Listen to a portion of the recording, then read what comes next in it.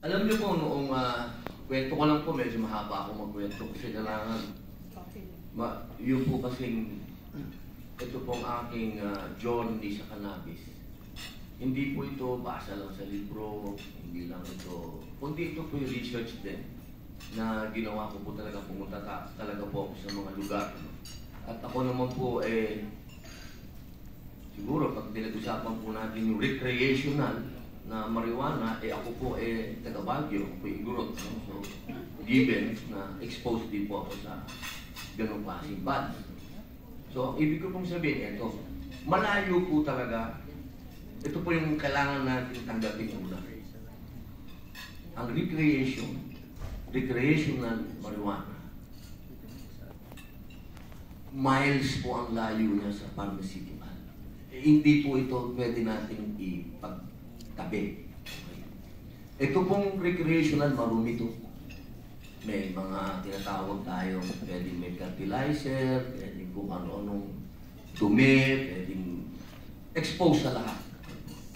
Ito pong pinatutubo sa mga pharma, malinis po ito, wala po itong kahit organic po ito, wala itong kahit anong nilagay silang wala, malinis siya, kahit yung mga tinatawag ng mga lumot o yung mga molds, yung wala siya. So doon po nakakahiwalay na siya, no? Kung kinasabi po natin paano natin kukontrolin, pag yung medical cannabis ay inabuso, sabi doon na po tayo kagad, ha? Doon na po tayo kagad sa inabuso. Hindi ko na po ako makikipagplastikan sa inyo na, baka hindi maabuso. Pilipino pa. Diba? Sabihin na natin, inabuso. Pag inabuso po ito ng Pilipino, itong medical, wala pong pwedeng mangyari sa kanyang negatibo. Ito nga po, dito nga po sa recreational na madumi na, wala pang pwedeng mangyari sa kanya. Hindi nga siya pwedeng mamatay dito. Kahit anong gawin niya, kahit kainin niya yung buong puno, hindi siya mamamatay. Lalo na po dito sa medical cannabis. At napakadali po nito na sabihin natin i-control kasi meron na po tayo sinusundan din, ano? Kasi andyan na po yung tinatawag natin na S2, ano? Yung sa pag-release ng prescription, siyempre susunod po tayo doon. Kung ano po yung mga batas na natin ngayon o yung mga ginagawa na po ng DGP ngayon, susundin po natin yon. Ang iniba lang po natin sa legislation ay niligal na po natin yung medical cannabis. Pero siyempre po sa IRR po niyan, ilalagay din po niyan na may mga doktor. Kaya po katatapos lamang po mag-seminar ng mga doktor natin na pinayagan na po natin, na binigyan na po nila ng lisensya, na pwede na po sila.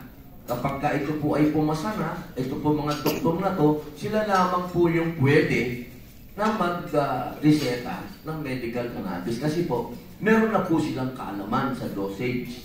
Hindi po pwedeng kahit sino lang na doktor dyan, hindi po ganon. Opo. Kailangan po talaga may sapat po tayo. Kung ano po yung best practices po ng mga developed countries, susundan na lang po natin yun.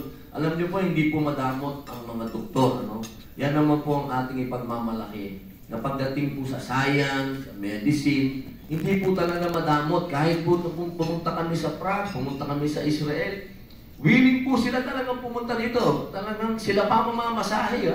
Ganon po ang sa kanila po kasi, medical cannabis is a revolution.